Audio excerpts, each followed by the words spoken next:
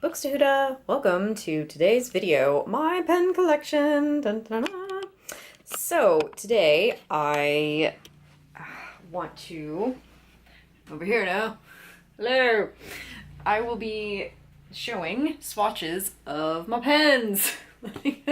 I wasn't sure exactly the best way to film this so that you could actually see me writing and the pen itself, so here we are at this angle. So let's get to it, shall we?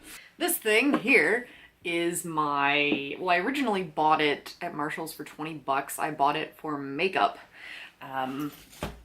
But I don't actually own that much makeup. So this happens to be the perfect size for pen storage. Like, the pens fit perfectly. So we're gonna go through drawer by drawer and I'm gonna mark so you can see the swatches and stuff. These are the Pentel G2 pens. They're the metallic set. They are in 0.07 millimeter. They're really nice. They show up well on black paper and white paper.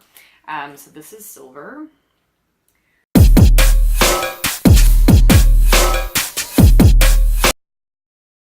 So here's this lovely set. And I'll give you a close-up of the way each pen looks. Okay, next set. These I've had for many, many years. Some of them sadly dried up and I had to get rid of them, but these are the Sakura Jelly Roll gel pens. They are the glitteriest pens I've ever found. I love them. Part of the reason I have them still is because I was trying never to use them so that I would always have them, which doesn't make any sense because why would I have them and never use them? But that's how I used to be. Not anymore. So let's use them, shall we? Here's the blue. You can still get these. You can buy them individually or you can buy them in a set. They are kind of expensive, but they're really worth the money, I think. The glitter does make it difficult to write sometimes, but that doesn't mean that they're dried out. It just means that there's like a chunk of glitter on the nib.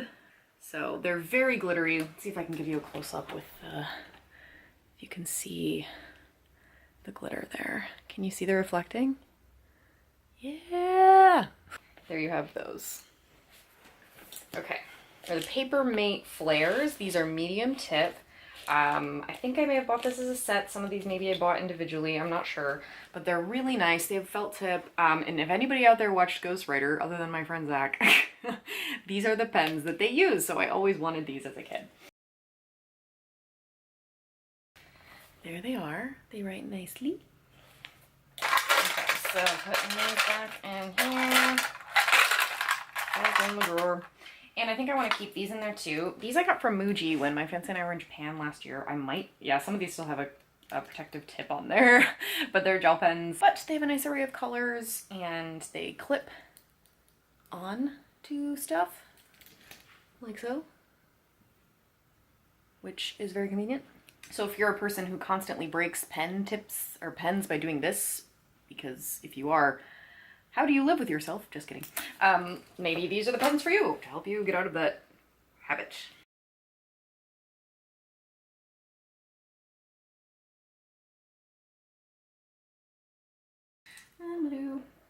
You may note throughout the course of this video that I don't have too many blue pens because I don't like writing in blue ink, especially navy ink. I just don't, like, as a kid, I could never remember anything I wrote down in blue ink. I'm not sure why. I think it's because the lines on paper are blue as well. My brother has the same thing, like not where he can't remember, but he just hates blue ink.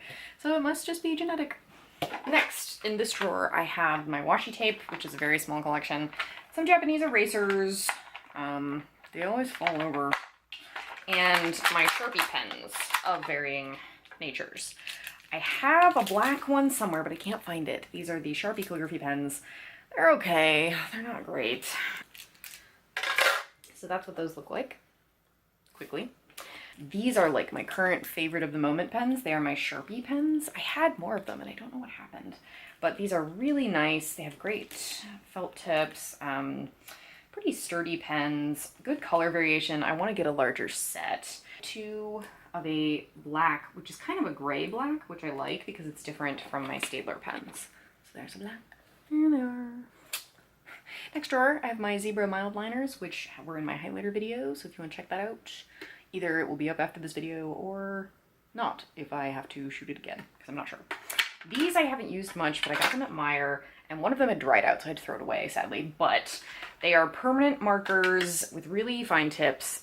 This is a 0.01, which was why I bought it, because I'd never seen one that thin. I don't know that it's actually that thin.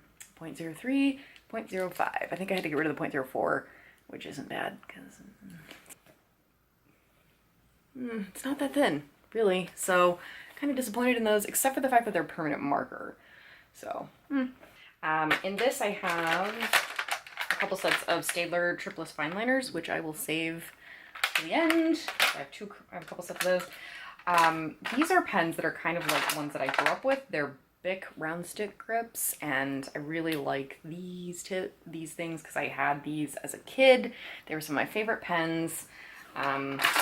So I bought these. It was like $2.50 for all these, which makes me question why they were so cheap, but I usually don't use ballpoint pens anymore, so it's really kind of neat to get, like, I don't feel the way ballpoint pens write very often anymore, so it was kind of neat.